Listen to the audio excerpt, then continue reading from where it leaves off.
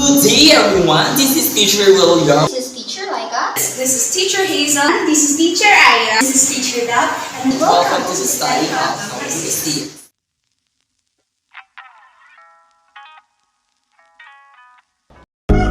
Good day, everyone. Welcome to the Study Hub 6. In this module, we have the four important objectives.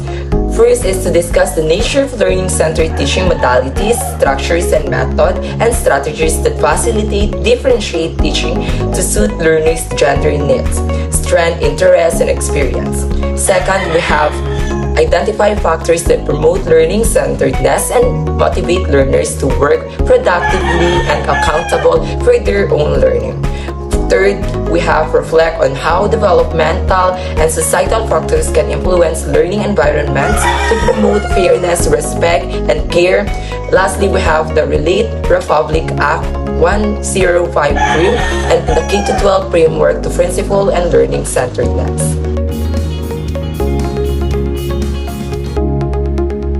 Good day, students, and welcome to Study Hub 6. This is Teacher Dab along with my co-teacher, Teacher William, Teacher Laika, Teacher Hazel, and Teacher Ira. In this lesson, we're going to discuss to you about the learner-centered psychological principles. Hello again, students. I am Teacher Dab, and for subtopic 1, I will discuss to you about the 14 learner-centered psychological principles. So the 14 learner-centered psychological principles, these refer to a set of guidelines developed by the American Psychological Association or APA to provide a framework for educational reform and redesign. These principles are based on research and theory from psychology and education, focusing on the internal factors that influence learning rather than external or environmental factors.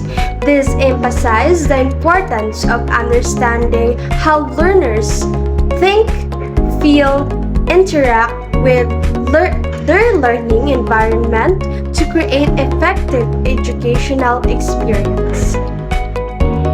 So the 14 principles are divided into those referring to cognitive and metacognitive, motivational and affective, developmental and social, and individual difference factors.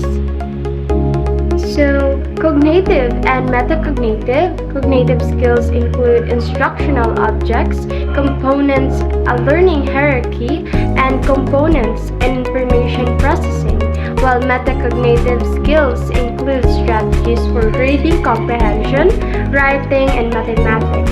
Motivational skills include motivational based on interest, self-sufficiency, and attributions.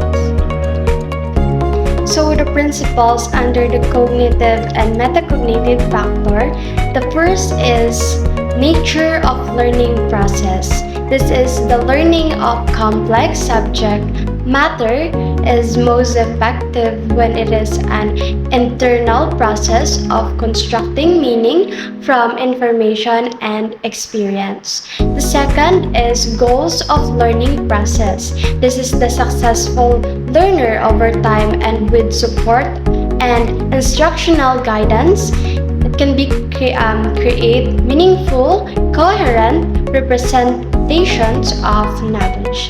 The third is construction of knowledge. This is the successful learner can link new information with existing knowledge in meaningful ways. Knowledge widens and deepens as students continue to build links between new information and experience in their existing base knowledge.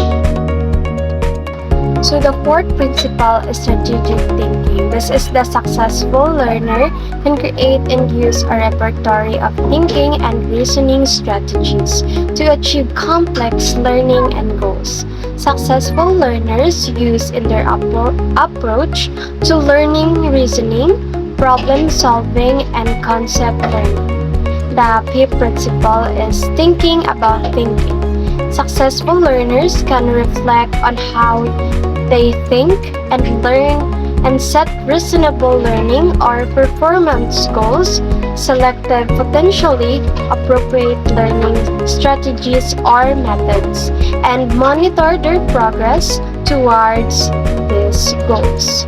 The sixth principle is the context of learning. Learning is influenced by environmental factors, including culture, technology, and instructional practice. So the next is motivational and affective. This refers to the emotion related to a specific situation or interest and motivation related to task or subject matter. Motivational and affective factor. This includes the seventh principle, which is the motivational and emotional influence on learning. This refers to the rich internal words of thoughts, beliefs, goals, and expectation for success or failure can enhance or interfere with the learner's quality of thinking and information processing. So the eighth principle is the intrinsic motivation to learn.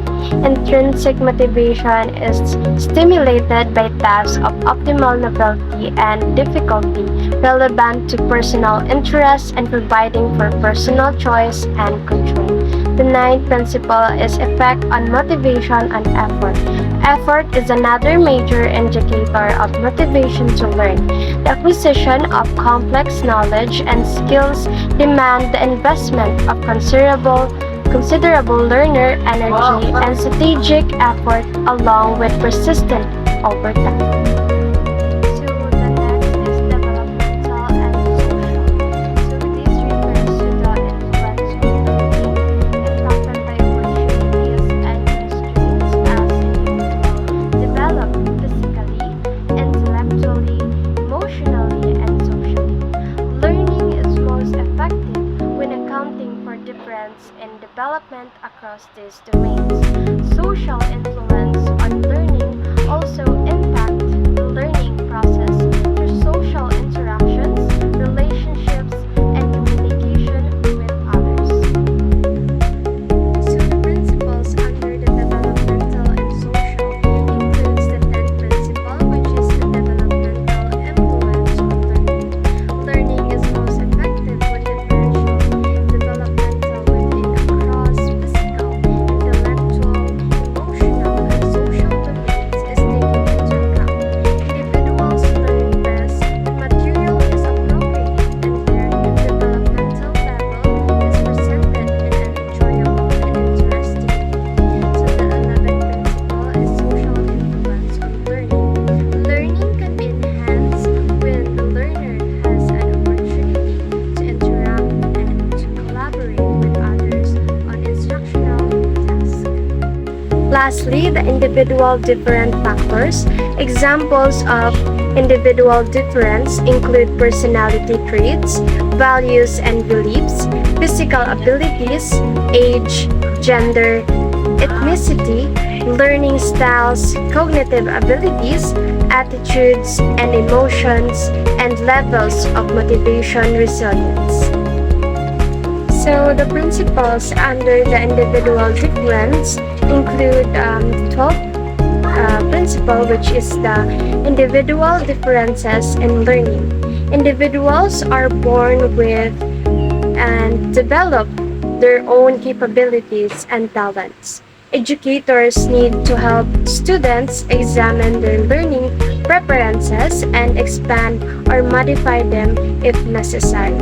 So the 13th principle is learning and diversity.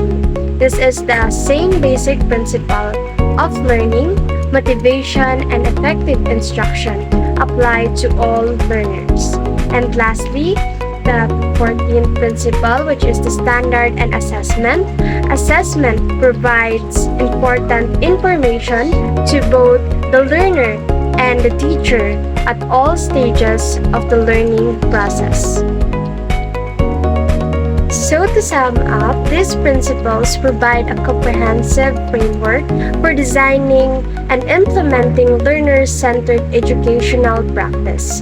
This emphasizes the importance of understanding individual learners, their motivations, and their learning styles to create a supportive and engaging learning environment. By applying these principles, educators can foster a more effective and equitable learning experience for all students. References.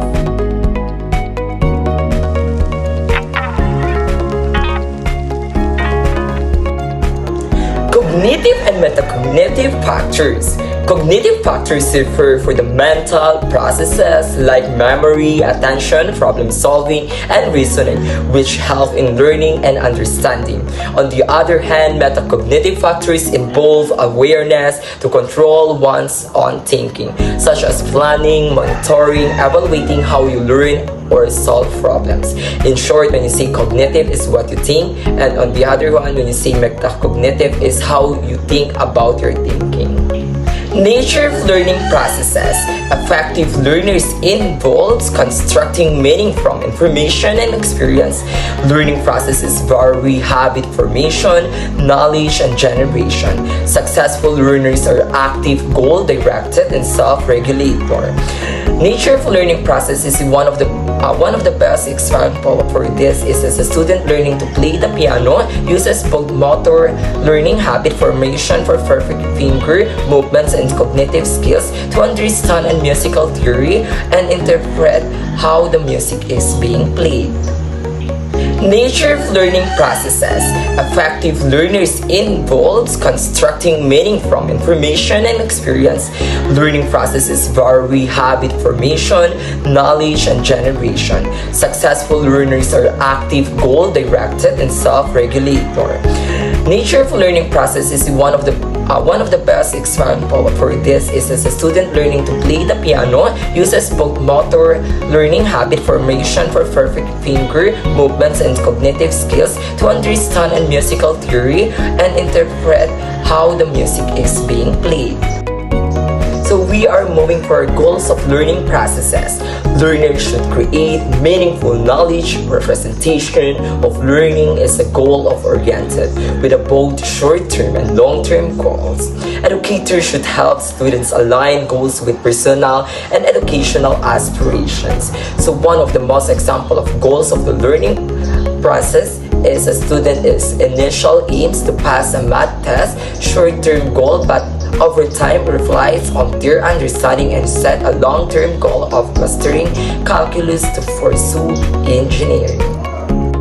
So we are moving for goals of learning processes. Learners should create meaningful knowledge. Representation of learning is a goal of oriented with both short-term and long-term goals. Educators should help students align goals with personal and educational aspirations.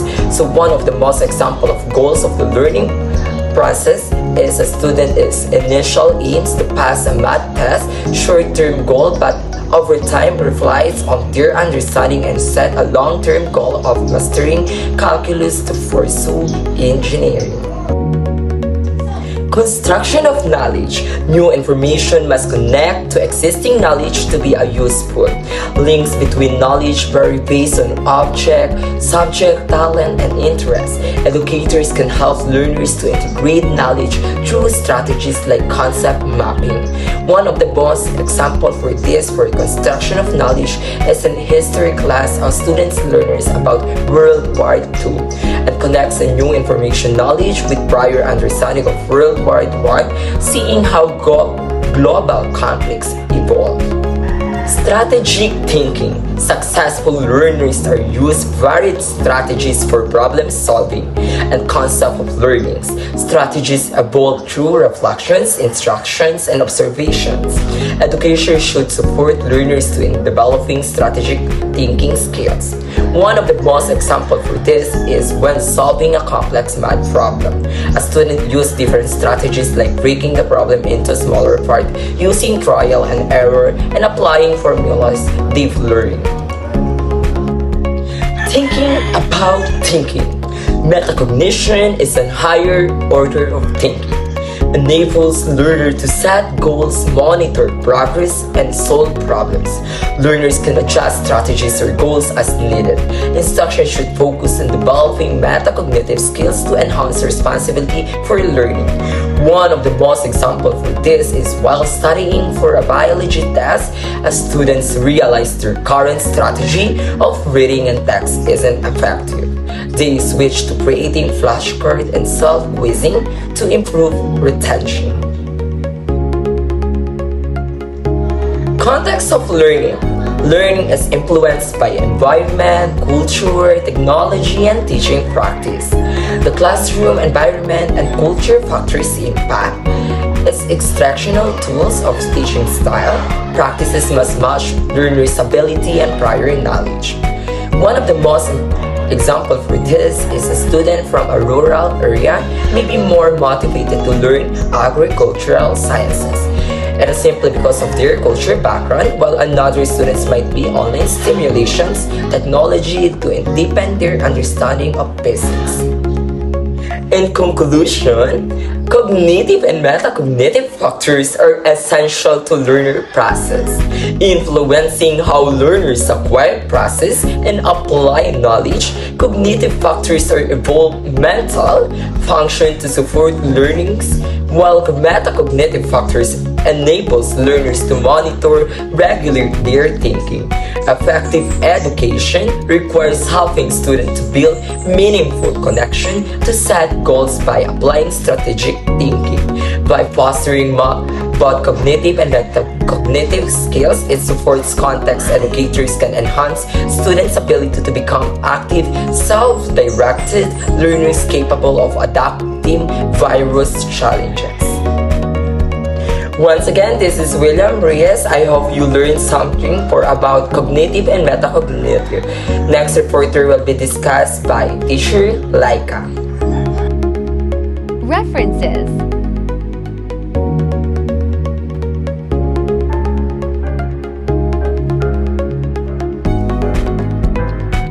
Thank you, Teacher Reyes. Good day to each and everyone. I am Suika Mercado, and I will be your teacher Laika for this discussion. So for today, we will discuss about the motivational and emotional influence on learning. Do you know that the learner's motivation, which is influenced by their emotional states, beliefs, interests, and thinking habits, significantly impacts the amount and quality of the learning experiences. The learner's internal world of thoughts, beliefs, goals, and expectations can either enhance or interfere with their thinking and information processes abilities.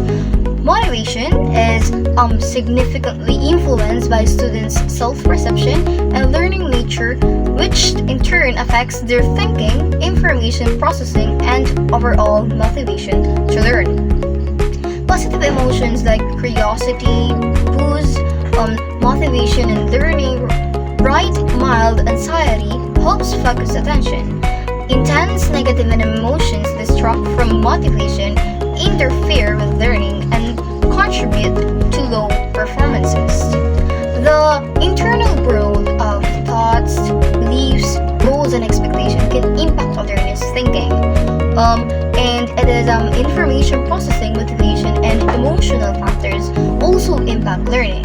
Positive emotion like curiosity and mind, anxiety can enhance motivation and performance, while the intense negative emotions and thoughts can detract with motivation and hinder learning. So now let's proceed to our second topic, which is the intrinsic motivation to learn. Learners' creativity, higher thinking, and curiosity drive motivation, while intrinsic motivation is fueled by tasks that are optimally challenging, relevant to personal interests, and allow personal choice and control. Intrinsic motivation in learners is influenced by curiosity. It is insightful thinking and creativity, which are permanently driven by meeting basic needs for competence and personal control. Intrinsic motivation is boosted when tasks are similar to real world scenarios and meet the needs for choice. Educators can foster learners to curiosity and motivation by addressing individual differences in their perception of novelty, difficulty relevance, and personal choice and control. In conclusion, intrinsic motivation in learning is influenced by curiosity, flexible thinking, and creativity. It is primarily driven by meeting basic needs for competence and personal control. Education can support this by addressing individual differences in perception of novelty, difficulty, relevance, and personal choice and control. What is the effects of motivation in learning? So learning is complex knowledge and skills, necessitates extended effort and practice, and motivation is crucial for learners' willingness to exert effort without correction. Motivation to earn, to learn rather, is largely determined by the effort and strategic investment made by the learner in acquiring complex knowledge and skills. Educators also should focus on strategies that boost learner motivation, effort, commitment, and comprehension, aiming to achieve high standards of understanding and comprehension. Strategies for effective learning include purposeful activities, practices, and the boost positive emotion and intrinsic motivation, and methods that enhance learner perceptions of task and interest and personality relevant.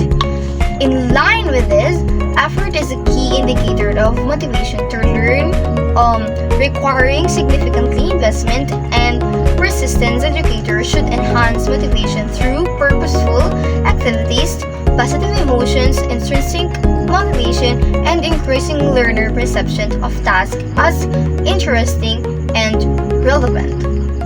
So, as a conclusion, motivation and emotional influence on learning are crucial for engagement, persistence, performance, personal connection, and self-regulation. Motivation drives students to engage with material, fosters resilience, enhances cognitive functions, and promotes long-term retention.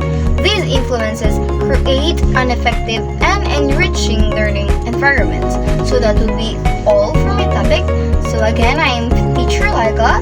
So help me welcome Teacher Romero for the another topic.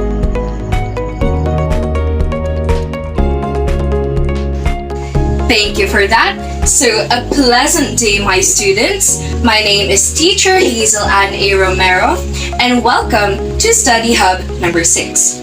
So, for today's discussion, I will be tackling about the developmental and social factors. So, we have 2 factors for this lesson. Number 1 is the developmental influences on learning, and number 2, we have the social influences on learning. Let us start with number 1. As individuals develop, there are different opportunities and constraints for learning. Learning is most effective when differential development with and across physical, intellectual, emotional, and social domains is taken into account. Individuals learn best when the material is appropriate to their developmental level and is presented in an enjoyable and interesting way. Because individual development carries across intellectual, social, emotional, and physical domains, achievement in different instructional domains may vary. Overemphasis on one type of developmental readiness, such as reading readiness, may preclude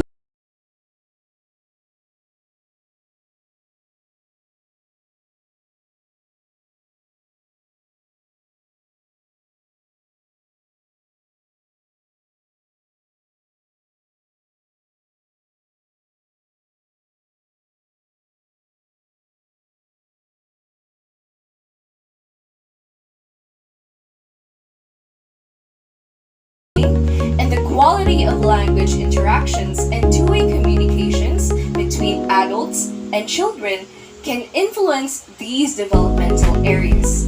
And lastly, awareness and understanding of developmental differences among children with or without emotional, physical, or intellectual disabilities can facilitate the creation of optimal learning contexts. Now let us move on to the number 2 factor, which is social influences on learning. Learning is influenced by social interactions, interpersonal relations, and communication with others. Learning can be enhanced when the learner has an opportunity to interact and to collaborate with others on instructional tasks. In interactive and collaborative instructional contexts, individuals have an opportunity for perspective taking and reflective thinking that may lead to higher levels of cognitive, social, and moral development, as well as self-esteem. Learning settings that allow for social interactions and that respect diversity encourage flexible thinking and social competence. Quality personal relationships that provide stability, trust, and care can increase the learner's sense of belonging, self-respect, and self-acceptance, and provide a positive climate for learning. Family influences, positive interpersonal support, and instruction in self-motivation strategies can offset factors that interfere with optimal learning, such as negative beliefs about confidence or sex role expectations, high levels of anxiety, and the undue pressure to perform well. And lastly, positive learning climates can help to establish the context for healthier levels of thinking, feeling, and behaving. Such context can help learners feel safe to share ideas, to actively participate in the learning process, and lastly, to create a great learning community. A real-life example of developmental influences on learning can be seen in early childhood education. Imagine a 5-year-old child starting kindergarten. At this stage, the child may be more developed socially and emotionally than academically. The teacher provides activities like group play, storytelling, and basic problem-solving exercises, which are appropriate for the child's developmental level. However, if the teacher pushed the child into reading complex text too early, or focusing solely on reading readiness, it might cause frustration and overlook the child's stronger social and emotional skills. By balancing the child's developmental readiness in different areas, the teacher helps build confidence and engagement in learning. References.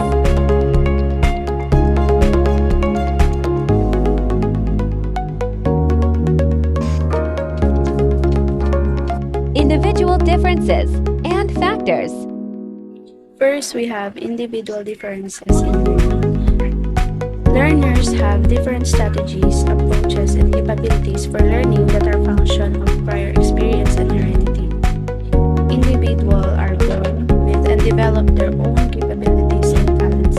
In addition, through learning and social acculturation, they have acquired their own preferences for how they like to learn, the pace at which they learn. However, those preferences are not always useful in helping learners reach their learning goals.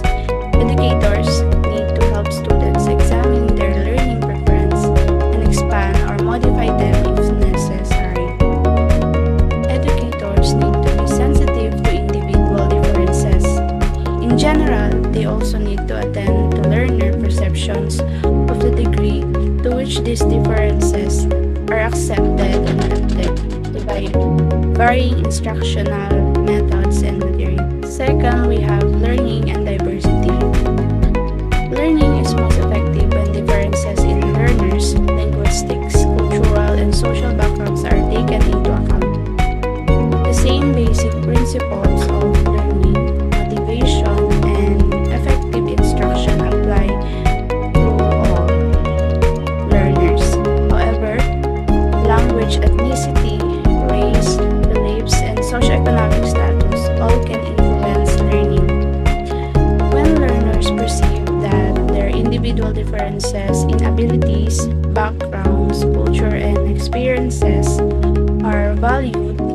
self-directed and accommodated in learning, tasks and contents, level of motivation and achievements are enhanced. And the last one, we have the standards and assessment. So setting appropriately high and challenging standards and assessing the learner as well as learning process, including diagnostic process and outcome assessment, are integral parts of the learning process.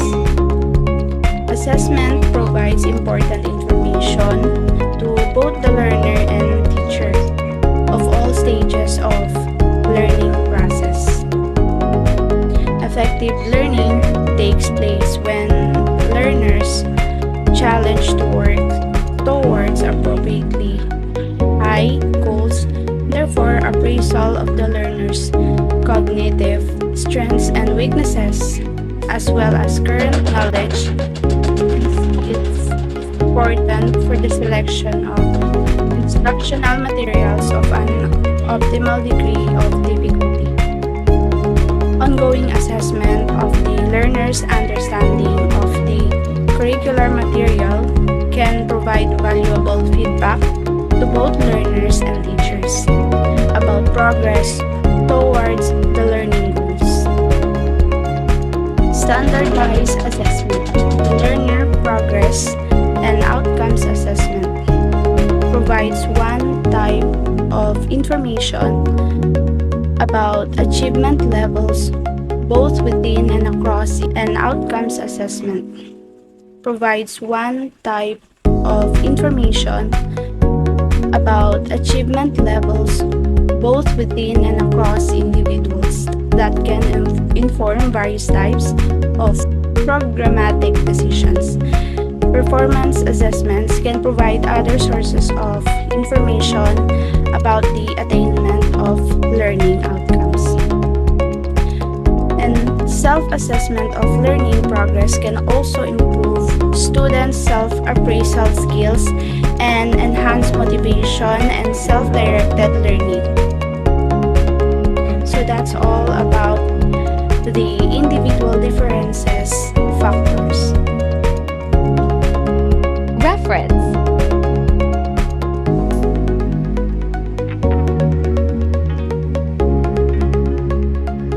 Thank you, Teacher Daphne, Laika, Hazel, and Teacher Ira. So now we are moving for the conclusion and reflections. And aligning to this, learning is shaped by cognitive, mental processes, and metacognitive by thinking about thinking factors along with motivation, emotion, development, and social influence.